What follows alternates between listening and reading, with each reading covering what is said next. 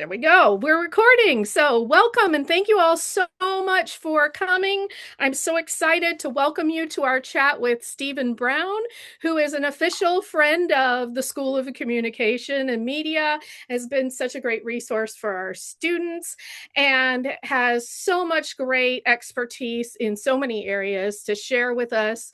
We had a wonderful conversation last year about the Oscars and about movie going as it relates to our class. And just a little bit of background on the class. This is, of course, a special topics class where we're really exploring everything that has to do with the Oscars. You can see I'm here on the virtual red carpet, as well as movie going and cinema and just about everything that pertains to those areas. And we like to explore, what kind of criteria denotes an Oscar-worthy film, and so I know Steven's got so many great thoughts on this year's nominees and the Oscars in general. So, Steven, I'd love to start with your background because, as we said, you're a film reviewer and you are also a public relations executive expert and expert in all things film in Atlanta as well, which is super exciting. So, tell us how you got started and your interest in the Oscars and things like that.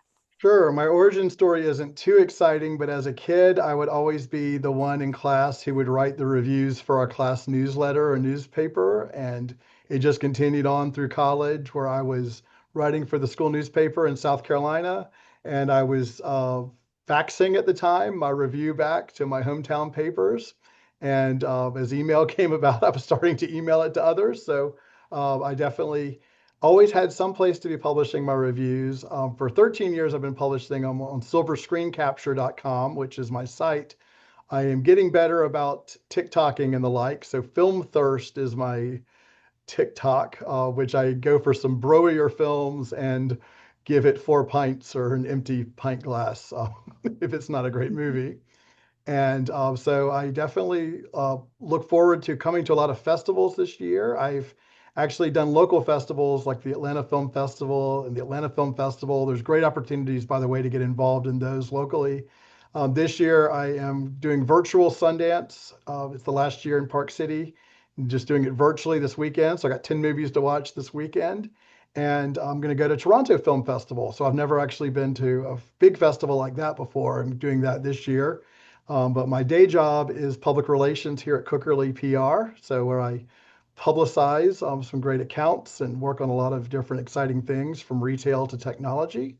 But I'm really excited to talk to your Oscar class and even brought some props. So this is like I the love it. notion of the intersection of brands that I work on and movies with Timothy Chalamet playing ping pong on the front of a Wheaties box as a promotion. I love it. I love the props. I love all the promotional merchandise. And that's something, as you said, that, as someone who works on the PR end of things, you definitely see how that works and how that's sent out. And then as a film reviewer, you receive these promotional items as well, right?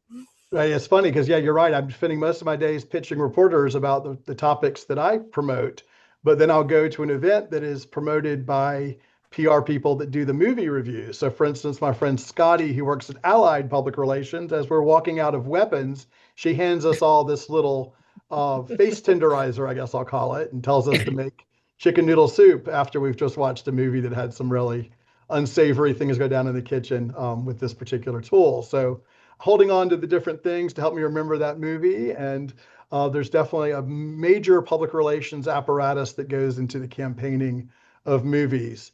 And in fact, I'm looking forward to when I go to Toronto Film Festival, a friend who works for A24 has agreed to let me into some of their parties. So that was a real, that helped me seal the deal of making that my vacation. Yeah, absolutely. And you'll have to report back. I can't wait to hear Well, all about it. absolutely. I love talking to your class and look forward to all your questions. Great. Thank you so much. Well, let's go ahead and get started with this year's nominees. The students are going to be analyzing nominees and a lot of other work this semester, but just kind of we're off to the races, literally with F1, right? Sorry, I can't help but make that No, joke.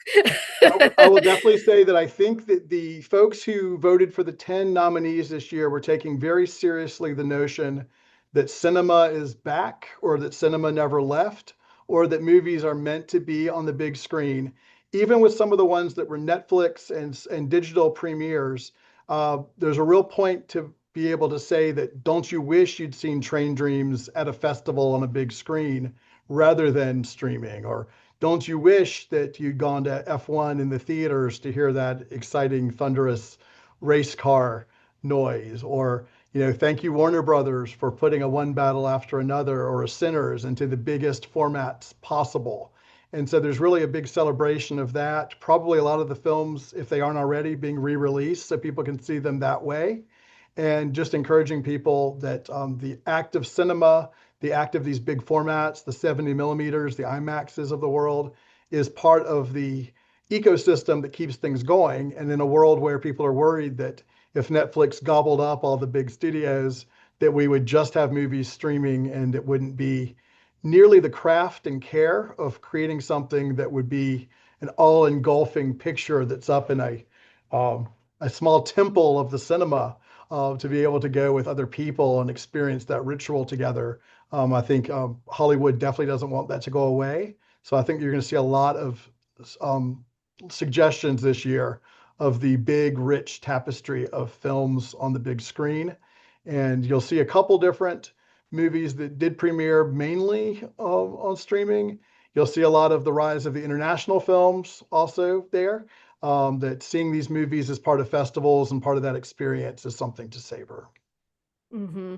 Yeah, and this really is a unique year, especially with Warner Brothers for sale, and yet coming away with so many nominations for films that weren't expected to do as well as they did, and certainly not receive the kind of honors they did. But as you say too, really tied into their distribution and more traditional cinematic distribution as well. And so when you mentioned too, I'm so glad you mentioned the international films.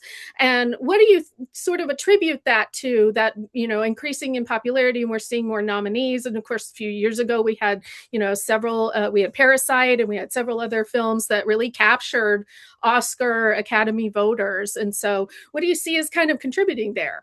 Yeah, I think there's been an openness to expanding the membership of the Academy to represent a lot more diverse views, and that includes international viewpoints. There's been a lot of talk in the last 2 years about the constituency from Brazil having a majorly enthusiastic piece of that puzzle, with some surprise nominees last year with I'm Still Here, and then this year with The Secret Agent repeating that kind of Best Actor, in this case, Best Picture, and a couple other things. We'll get to the casting category in a little while as well. But with Sentimental Value and Secret Agent being among those top 10, you're definitely seeing a lot more of that. I know Neon Films this year contributed a major part of this with gobbling up a lot of the festival movies. We haven't seen a repeat in the South Korea success that we had a couple of years ago on Parasite. We may be seeing that in the animated area with with a couple of notions, but definitely No Other Choice was one that was on the bubble, close to being honored this year. But there was there were a great many good choices for international film this year, and a couple of those made the final cut of Best Picture. Hmm. What were some of your other like surprises for the nominations this year, and maybe some of the snubs, and just some overall thoughts about, what was included and what wasn't? Well, and I'll hold up one more prop, the Sinners flask Okay. here. I think that was the big headline. I think no one was expecting just the dominance of Sinners to be in so many categories. I think the only way it could have gotten into any more is if two of the songs had gotten in instead of one. So there was definitely a pretty dominant play there. There were very few things that it could have been up for that it wasn't. And I think that's a real testament to it. I know that going into it, I think One Battle After Another had to have been the prohibitive favorite. And I Yeah. do feel like it feels closer to an even race now between Hmm. One Battle and Sinners, both Warner Brothers films, both by acclaimed directors. With Ryan Coogler being a newer director on the scene in the last 10 or 15 years, Paul Thomas Anderson maybe having another 10 or so years ahead of him. But you're seeing a pretty big battle that's going to be waged there. It'll be interesting to see if they try to spread the wealth, and we could see a split year where one of those wins picture and the other wins director. There could be a lot of different directions there. Or we could see a year like last year when Anora won and it picked up picture, screenplay, and director. But I think seeing so much dominance from these two movies across all the crafts really says a lot about the performance of those two movies and the love of those two movies by the Academy. There are definitely some snubs. The most notable snub was Zero for the Wicked follow up for Good. And last year they got really excited by Wicked. I think it was 10 nominations, and this year zero. And a couple theories there. One is the second movie wasn't as critically enjoyed as the first. Some people would say that the Broadway show had a second act that wasn't quite as good, but it's a lot easier to rally from that when the cast comes out and does a standing ovation at the end and applause. You can kind of go have some drinks at halftime in a show and intermission and come back and okay, yeah, this is a little weird, but yay, the whole thing was great. But when you waited a year and the second half isn't full of the best songs or the best parts, it's like, well, did we honor costumes last year? Do we really need to take the second half of that movie and honor it again? So, but it felt like it was an active trying to snub it because you take something like Avatar and Best Costumes, and you're like, okay, you really weren't trying to give Wicked costumes even because I know they made the costumes for Avatar and then digitally programmed them in, but that was a pretty unusual nomination. I think a lot of people were excited to see some horror in the makeup category after last year with The Substance winning. This Hmm. year we have The Ugly Stepsister and also another movie that I haven't seen yet, but it's a makeup movie. I think I pronounced it Kokuyo, and evidently that's a movie that Tom Cruise screened a lot for the Academy. So it was a Mm. favorite of his and an Asian movie that he happened to like and maybe have a connection to. So it is a matter of sometimes the right person screens something or brings it to other people's attention. And I think in Brad Pitt's production company, putting F1 out there so much, putting a lot of money behind that, it became the sort of blockbuster movie in the top 10 that is like, well, I can't say anything wrong with it. Yeah, the story might have been kind of generic, but as they call it, it's a movie for the steak eaters, the steak eater contingency of the Oscars. And it was pretty well made, beautiful sound and production design and editing. So I think that's how it rose up above maybe an Avatar or Wicked sequel that felt a little much of an also ran compared to the originality of the originals. Yeah, I was just going to say about F1 too, because I'm just fascinated. But I mean, I heard someone just say, Academy voters, they love cars, Ford versus Ferrari and things like that. But yeah, I think definitely having a well-made movie in terms of and the money spent. The Apple created a serious campaign for the film. We saw a lot of momentum there, and that's kind of an interesting thing too in terms of I'm very interested in like the support that you see from, you mentioned Tom Cruise, of course, Christopher Nolan supporting Ryan Coogler and doing a number of screenings there. Steven Spielberg is producing Hamnet and doing a lot of promotion for there, and it's interesting to track sort of the momentum that builds for certain films throughout the awards season. And do you kind of take cues from any of the other awards shows or festivals, or what kind of gives you a maybe hints about what's to come?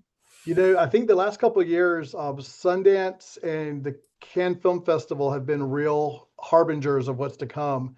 If you look back at last year and the year before, you had movies like Anatomy of a Fall perform really well early at some of the European festivals and break out into continued success. With some movies like No Other Choice, It Was Just an Accident, and Sentimental Value. These are some of the movies coming out of some of those early parts of this year. I think some of those might have been seen as maybe they would perform a little more. Sentimental Value ended up kind of coming full circle as a movie that was beloved early in the year at festivals that made it all the way through the sprint of the end of the year. A couple years ago, with Coda winning the Oscar, that was a movie that was sort of birthed at Sundance and sort of a quiet movie that sort of played a few theaters, sort of played on Apple, and just sort of peaked at just the right time where someone was maybe looking for an alternate. I believe that was the Power of the Dog year. And Mm-hmm. it was like, well, that was a big movie that a lot of people admired the craft, but they didn't really feel the emotion that much of in some cases. And they're like, well, I really like the big screen quality of that, but I really like the intimate family story of Coda and sort of its little David and Goliath story. Same thing was the Parasite year where a big war movie, 17, 1915, right? 17. Thank you. My historical year is wrong. Right. Yeah, that looked like a prohibitive front runner, and then all of a sudden, getting toppled by an international film for the first time. So there's definitely that notion of those early festivals being a harbinger. Sinners came out, if you can remember, April last year, so it wasn't too soon after the Oscars themselves that it even came out. I remember I threw an Oscar party last year and I had about 50 Sinners posters. I was just giving them out left and right. I'm like, hey, there's this movie that's coming out real soon. Michael B. Jordan's playing twins. I don't know a lot about it. Ryan Coogler directed it. It's kind of coming out at a weird time. Um, and so I was giving those posters out left and right. I should have saved them for this year's Oscar party because those would be like the grand prize. And Right. but as it turns out, that became just a huge audience hit, a huge box office hit, big formats, people going to see it again and again. Really a good word of mouth hit and a critical hit at the same time. So that one sort of stuck the landing in every way. And then One Battle coming out in the fall in a more typical Oscar time period, and it's had to sustain some buzz. All these movies have gotten a lot of slings and arrows about are their grosses enough? I Right. think that has been long vanquished on Sinners, that it's made a lot of money too. With one battle after another, it's like, well, we're calculating it over years, and once this is paid for across the years and in cable, it's making its money back. But I think that one's got a little bit of a bigger hill to climb. I would say as far as the long-term popularity, but I will say the topicality of it is the other thing that could play in, as it's got a lot of maybe topical issues around immigration or about different sentiments around the government or against the government.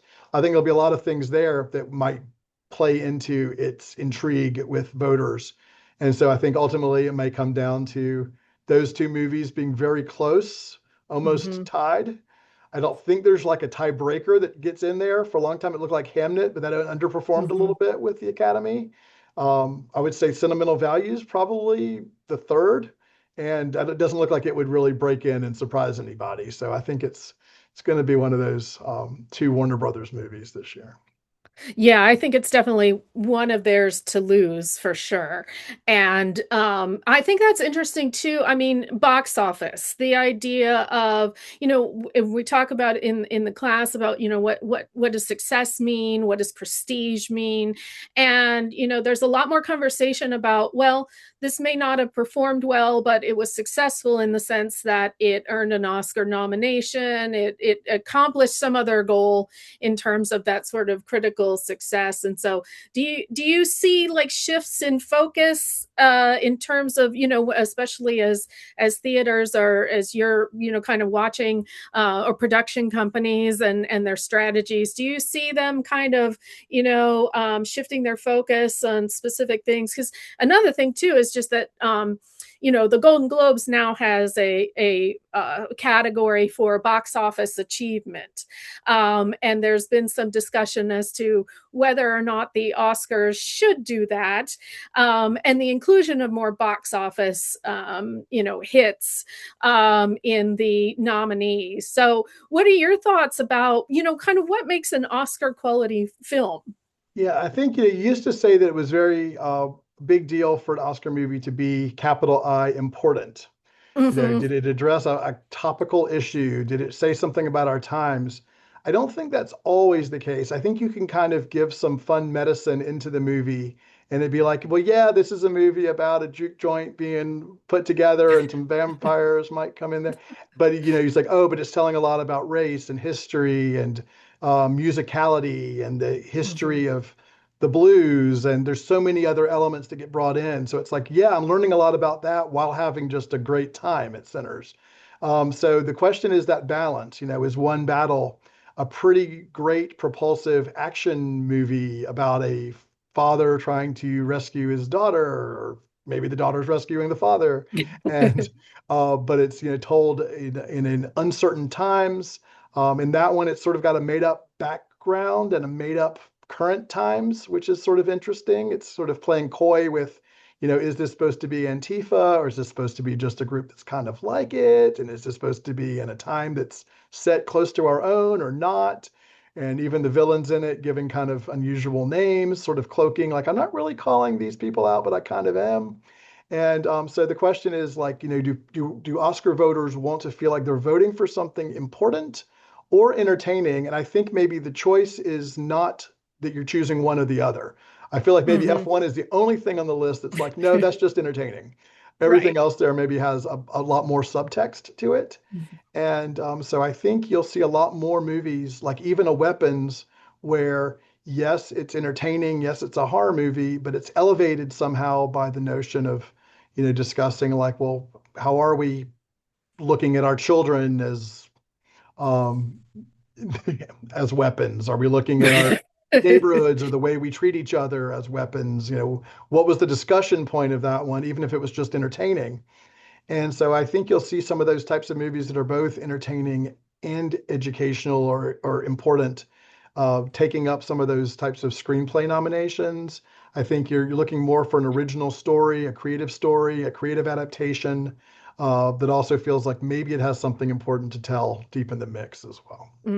Yeah, absolutely. I was thinking about Blue Moon actually, and how it almost seemed like a surprise this year that and a relief to a lot of people who said, "Oh, I really enjoyed that. I'm so glad it was nominated." And Ethan Hawke, but in previous years and maybe the '90s, that might have been a front runner. Right. And now as the as a screenplay and some of the more artistic and categories as well. Yeah, for So, those who haven't seen it, Blue Moon is sort of, it takes place all in one restaurant, one night, in Sardi's restaurant in New York, as Ethan Hawke's character plays Lawrence Hart, who was sort of the other part of the Rodgers and Hammerstein music collaboration, and sort of the discarded one, where the Rodgers and Hammerstein made Sound of Music and King and I and all these big movies and plays together. But this guy was sort of left behind to tell sort of more challenging tales, challenging lyrics, challenging stories, and was a little bitter on the opening night of Oklahoma in the movie, as those two were celebrating the Rodgers and Hammerstein, and he was sort of left kind of drunk at the bar telling his stories and acting like he was loving it for them. And I have to think that those who voted for it also knew that kind of character, saw that kind of character, have maybe sort of smiled at Oscars parties while their product was losing and the like, and it maybe was saw something relatable. in that. Yeah. And Ethan Hawke's been a long beloved person in the acting community. So the idea of honoring him playing the part of something really different than he usually plays. They literally shrunk him down like they do in Lord of the Rings to make him look smaller in the bar. This sort of diminutive character that is really sassy and having all kind of conversations. And it's one of those classic, like, just chewing the scenery. I don't think I've actually seen, Yes. that's like the example of Very chewing the talky. scenery. Yeah. Right. And Yeah, yet and a you're right, link that wasn't the ladder. movie that everybody saw. So that's like one of those, like, we're nominating that because we want you to see it. Right. And yeah, again, and a Linklater who previously won Best Picture for Boyhood, which I know is one of your favorites. It is, it is. So he was Yeah. up for Best Picture. I guess Birdman and Boyhood were the two that year. And so Hmm. Richard Linklater hasn't quite won his Best Picture yet, I don't That's think. right. But Sorry. but no, but definitely he's one of those ones that loves the talky movie. Yeah. And he's definitely, the amount of soliloquies Ethan Hawke gives in this one are And incredible. I was surprised that was original screenplay because I think it was based on some letters between two of the characters. I know this is a tangent here, but I'm thinking about how Barbie was nominated for adapted screenplay because it was based on the doll, the Yeah, you can existing adapt something property from a of the doll. toy. If a Yeah. movie is a sequel, it's considered adapting from the first movie, which doesn't Hmm. happen that often, but like the second Knives Out was an adapted screenplay candidate, and it was adapted from Knives Out. So Glass Onion was adapted from the same characters made for the screen in the first one. In this case, I think the original screenplay prohibitive favorite is Ryan Coogler for original screenplay for Sinners, Yeah. and because Paul Thomas Anderson adapted No Battle from a novel called Vineland, which evidently from just a part of that novel makes it adapted. And Mm. so, it's interesting that somehow they can split that. And with Golden Globes, they split it into calling Sinners a drama, even though most of us would call it a supernatural action horror movie, and calling One Battle a comedy musical, even though most people would call it a drama action movie. So you could probably have switched those just as much and said Sinners was a musical because of all the music in it, and One Battle was a drama because of all the drama in it. But if you're Warner Brothers, you wanted to split it and get one for both. Now it turned out on that one, I think, if I'm right, I think Hamnet won drama on that one. So also interesting. Yeah. They gave Yes, Sinners hard to, the popularity contest one on the Golden Globes. right, which I don't They give think they all of were them. thrilled with. I don't think that was what they were hoping It for. wasn't the best Um, look for Golden Globes to give no, Sinners just that and give score during the commercial break. But agreed. Yes, that's I hope that the Oscars will rectify that. I and speaking of which, I know you have a big Oscars party and it's the event of the season. And I know you love the ceremony. And what are some things that you can tell us about the Oscars ceremony and, just kind of what you feel about sort of the relevance of it and changes and what you might be looking forward to seeing and things like that. well, it's always fun to see what they'll do with the best songs, which is some of the songs people have heard of this year. You can't help but have heard of Golden, so there'll be that, and they'll probably start with something that's pretty splashy to get people to tune in for the rest. It's still on ABC for a couple more years before it goes to YouTube as a platform. We're definitely going to be looking. I think a lot more stars showed up for Golden Globes than maybe in the past couple of years, so we like to feast our eyes on the stars of that we've grown up with, or stars of old in some cases. So I think as much tribute and pomp and circumstance as they can give. People love to debut their great fashions on a show like this, so that's always pretty exciting. Um, to get the wins in the first place, they have to have a lot of fancy parties, a lot of digital copies of things. I'll point out that some of the companies like A24 still send out like screeners. You'll get Materialist and Nice. Warfare and Hedda and uh, Highest to Lowest and Smashing Machine. And the Neon sends out something that's this like booklet of movies where it's like all the different international films and the like. So they're trying to get you to watch it on as big a screen as you can, even though a lot of movies we've been watching on our phones and on digital TVs and the like. Trying to get people to see that. The kind of Oscar watch party that we have, we throw it in the Trilith neighborhood where I live down in Fayetteville, Georgia, and we give out prizes for best predictions on the ballots. So we have ballot that everybody fills out, and given the predictions when the commercial breaks come on, we turn the commercial down and we're giving out prizes for who won. So that's always pretty exciting, and we usually theme foods and cocktails around what is some of that. We haven't started developing those yet, but there's going to be probably some sort of one pasta after another. Lunch. That is perfect. Well, maybe a sinful chocolate cake. I love it. I think so. Yes. And did you attend the Oscars? Were you on the red carpet? I have gone one time and it was amazing. The one year I went was the year of Spotlight won, and it was about 10 years ago. And it was great. I got to see Leonardo DiCaprio and Jennifer Lawrence and all sorts of legends on the red carpet. And yeah, it's really fun there at the Dolby Theater, and the rehearsals and all that. People have their stunt doubles even for their seats. Oh, If they get up yeah. to go to the bathroom or get a drink, somebody's sitting in their seat to make it look full. And all of that is really sought out to be able to have the reaction shots. And, when somebody wins, if they're going by and hugging or kissing or high-fiving somebody that they'd worked with before, you're waiting on that. When a Leo DiCaprio wins and Kate Winslet happens to be nearby and there can be a hug and it's like Titanic reunion can happen. That is always a big deal. So it'll be interesting. I'm sure everybody's gonna be looking for Timmy, if Yeah. Timmy's with his Kardashian girlfriend or whoever else is like seated in certain places. Yeah, I actually heard some industry insiders suggesting that his relationship could really play into whether or not he secures this award, which is very interesting to think about so many things impacting the Oscar campaign and again affecting sort of the momentum and the potential there. Very interesting There was a notion that maybe he developments. Yeah. campaigned too hard or campaigned too hard last year or was campaigning too much to like play off his Marty Supreme persona. Then there's like, is he too young to win? Like a lot of times that doesn't happen. And is the notion of the secret agent and sort of talking about the dictatorship in Brazil and the kinds of speeches that the winner from it has been giving, is that going to give him a run for his money? I do feel like some of the luster of Leonardo being a front runner for that seems to have fallen. It seems to be probably Wagner Moura or Timothy Chalamet to win in that particular category, I think. Yeah. I was glad to see Michael B. Jordan just won the North Carolina Film Critics today. He hasn't been winning as many, but we're starting to see there's definitely the supporting performances in that movie were a little bit more surprising to see the wins for, and seeing it show up in every single, seeing Sinners show up in almost every place that it could is a Hmm. portend for the actors branch really liking it. Yeah, absolutely, for sure. So, I think I want to open up to questions from our students, and I'll start with a question that one of our students had sent over to ask you.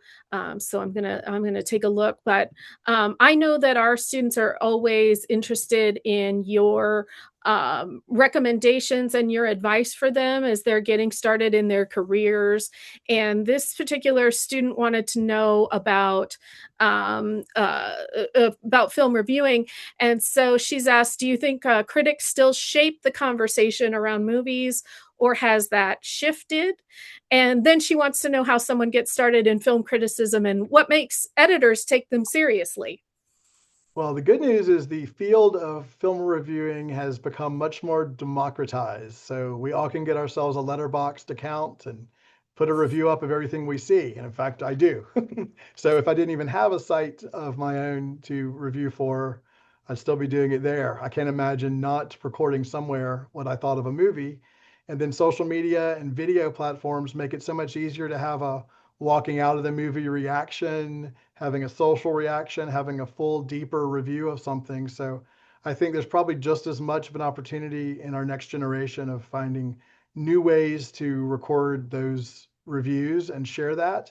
I think the only thing that makes maybe a difference between a reviewer and just anybody who loves movies could be a slight studying of the film art. And I won't even proclaim that I had that much studying in that. I took as many classes as I could as a journalism major that were about that. And I did a thesis project on film criticism, but I don't presume to have that much more than the average person. Sometimes you see a lot of movies and you can discern a lot from seeing so many about what kind of movie stands out the most. So you can be like, yeah, I like all kind of movies, but it's like, okay, I really like a standout movie, an action movie that really tells it differently that I haven't seen before. And so that's usually how I judge things. But I think, you know, I would just encourage everybody to write often, especially if you're in a field like you are in media or other parts of that. I encourage any student to write often. Anytime your teacher can give you a project where you can write, I would say do it, because in the world of AI, those people who can still write are going to be standouts, and it's going to be obvious if if it were written by AI most of the time. And so I would just say try to use your distinct voice as often as possible about what you like, and I think it's going to come across as really authentic. And I would say if you're interested in the movie industry, a great place to start is volunteering for something like the Atlanta Film Festival. The Atlanta Film Society has so many opportunities to get involved, and you could be a part of screening some of these early festival movies.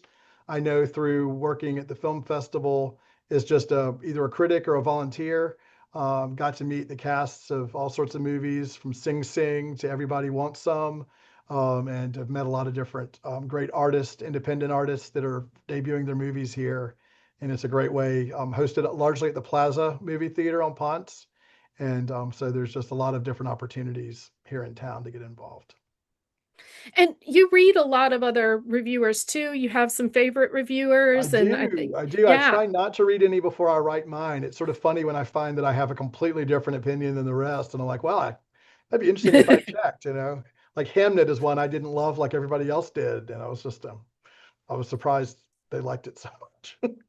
Yeah, and sometimes years later, the opinions change as well, and someone will go back to an Yeah. older review and say, "Oh, yeah, you might have had a And it's point funny there." because like a Chloe Zhao, like I loved Nomadland and I liked uh her first movie, which I want to say is I'm gonna call it the wrong thing. It was called The Rodeo. I forgot what it was called, Oh, I can't but remember. I even like The Eternals, which nobody else Oh. seemed to like. It was her Marvel movie.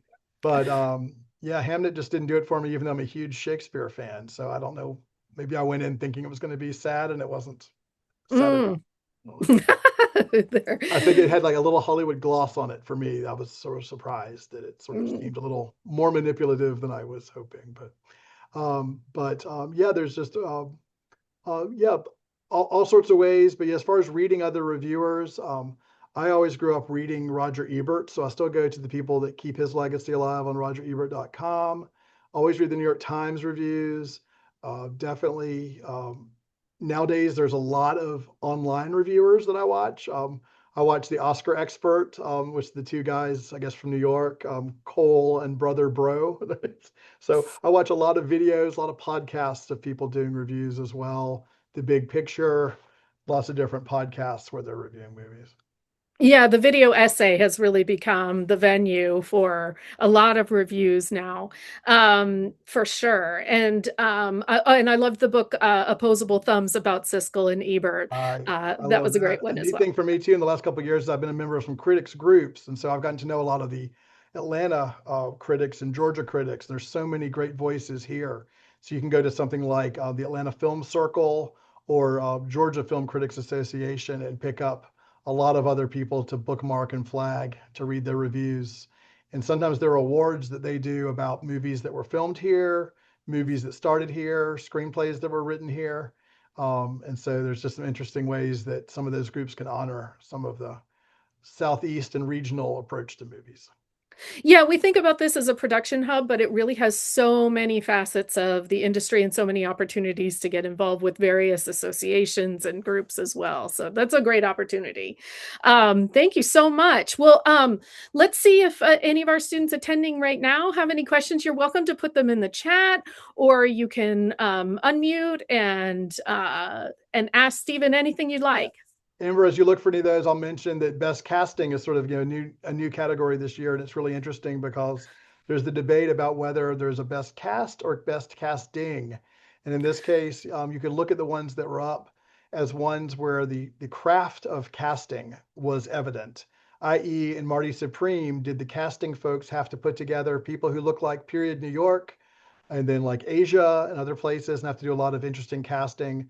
Did the folks who did the casting for the secret agent have to bring up a lot of different types of personalities and faces that you wouldn't have typically seen as we're looking back at a particular part of 1970s Brazil? Whereas a sentimental value that didn't get up for best casting, but has a pretty great cast where almost everybody in it got nominated for an acting award, it's like, well, in that case, the director had worked with the people before or knew certain ones and wrote for them.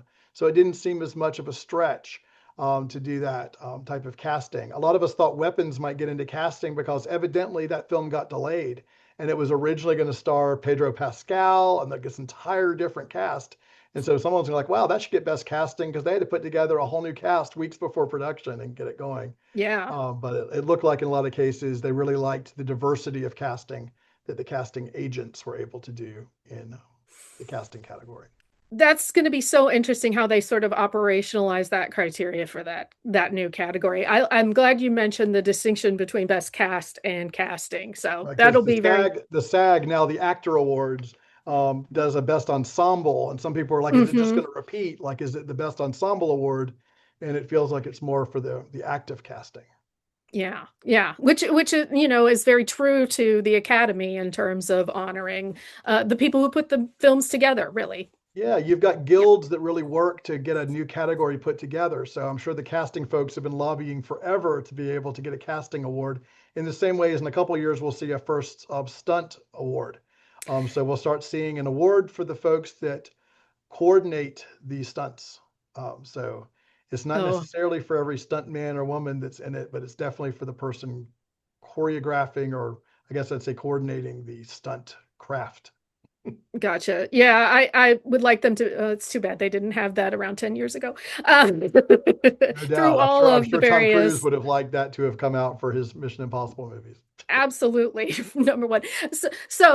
My apologies. We just kept going, but I'd love to hear your questions. I'll stop now.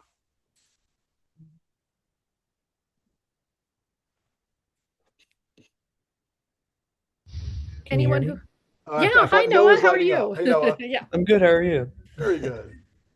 Um, I think that you kind of touched on this earlier, but I've been really curious with Warner Brothers being bought out by Netflix and them having the most nominations this year. If, let's just say, if Netflix already owned Warner Brothers, how do you think that would have affected the nominees? It's very interesting. I think the Academy has been reluctant to put Netflix movies into its consideration much if it hasn't been that they were already from directors that were renowned. So, for instance, you've had movies like Aroma and a Power of the Dog and a Killers of the Flower Moon. And I feel like the streamers that were able to put something out there in the theaters longer tended to get curry favor with the Academy more. So I think there's already some pressure going on Netflix leaders that said that they're much more about putting it on streaming to be like, well, can we keep the window open longer for theatrical exhibition? So it not just be a 30 or 45 days, but a lot longer. Sometimes a Netflix movie is dropped unceremoniously in a couple of theaters to qualify. And you think of something like this year's Knives Out movie that I don't think a lot of people even got to see in the theater, and it was sort of released in some independent theaters in some ways in some weeks, and hardly saw it promoted very much, as opposed to the streamer making a big deal when it lands on that platform and in the top 10. I was very surprised to see Train Dreams land in the top 10. It's a much more of a contemplative, sort of more deliberate story. So Noah, to your question about like how that would affect things, I think if Netflix owned a major studio, I do think that would contract the amount of product that is released. In other words, we'd have fewer movies. And quite frankly, if Paramount bought Warner Brothers, that could happen too. But I think the fight is always on for, will the cinema experience be in theaters, or will it just be a menu at home that we touch and dial it up? And so there's always going to be that push and pull. But I do think if Netflix owned things this year, Sinners and One Battle would not have had the long life in theaters that they did, and probably not the IMAX life and 70 millimeter roadshow kind of life that you might have gotten out of some of those. So I will only hope that if Netflix bought Warner Brothers, that they could keep that grand tradition of having major auteurs make their movies there, and maybe just maybe have those still released at the prestigious holiday season and be out there for a couple of months before they land, kind of like the way movies used to land on cable, um, now. But so many people want direct content on streaming that they can get right away. Most of the time when I'm reviewing a movie, someone's like, "Oh yeah, which one's that on?" I'm like, "Oh, it's actually in the movies. It's in theater." I'm like, "Oh, okay, I guess it is." Yeah. And then I'm Yeah, having a it's lot of no older wonder. folks say, "People still go." The good news is Gen Z is actually having a spike in movie going in the theaters. There's been a real interest in revival movies, classics being brought back. I talked to several Gen Z people yesterday, had gone to all three extended cuts of Lord of the Rings in the theaters last week. And, the idea about the K-pop Demon Hunters being a Netflix movie that got re-released in the theaters with Sing Along and became the #1 movie that week. It definitely speaks of the fact, everything from Taylor Swift events to major Star Wars revivals or Chinatown or other classic movie revivals being something interesting in the theater. The Kill Bill movies being reassembled and put in the theaters. These are some interesting things. Like, you know what? If I'm going to watch that, I'd like to see that in the biggest, boldest possible way I could see it. So I think there's life left in the theaters. I agree. Thank you. We've got another question from Silvana, who asks, who do you think is the front runner for Best Actress? Great question. And what do you think of Chase Infinity's snub?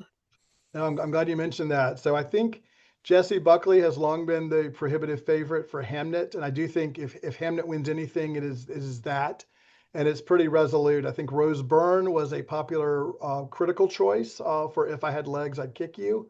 Had won a lot of the precursors there for acting. I think we've had a situation in the past couple of years where studios have wanted to spread the wealth, and because Tiana is in the supporting actress category, they're like, you know what? Leo and Chase are kind of like the two leads of One Battle. Some argue that, like, well, she's a newcomer and she doesn't get introduced until further into the movie, and certainly the last parts of the movie are very pivotal with her acting there. I do think she didn't make the final cut out of a little bit of a technicality. There's probably some notion that some might have put people into actress or supporting actress on their own, whether they were campaigned as one or the other. This happened with Michelle Williams a couple of years back, playing Spielberg's mother in The Fablemans. This happened in Killers of the Flower Moon, where it was like, well, was she the lead actress, Lily Gladstone, or was she supporting?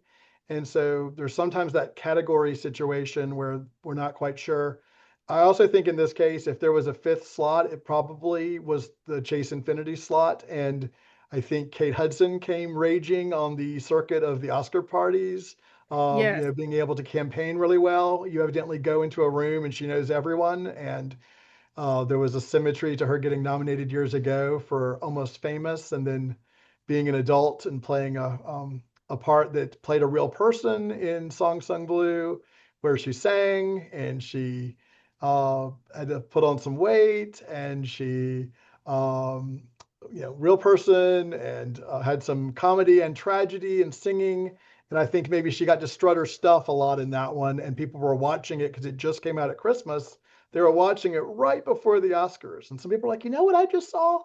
I just saw Kate Hudson in this amazing movie where I know it's a Neil Diamond tribute act, but it was really good. It was like she played this solid Milwaukee lady. It felt like a real person. So I think she just sort of came from behind at Yeah. the end and just rocketed into one of those five slots. And I honestly think Emma Stone became a lock just because she's been an Oscar favorite the last couple of years. So sometimes I would say in Chase's case, it's just a matter of time for her. And it's like one of those where some pretty solidly beloved people got in the spots, and she was probably right on the bubble to be the next one to have gotten in if she had.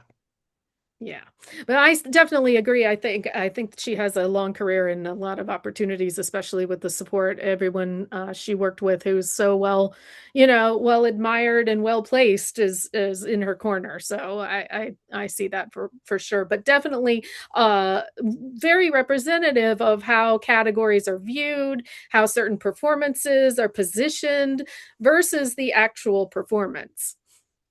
Yeah, absolutely. With One Battle of Another, they had such an embarrassment of riches because that's the one that ended up being two supporting actors against each other.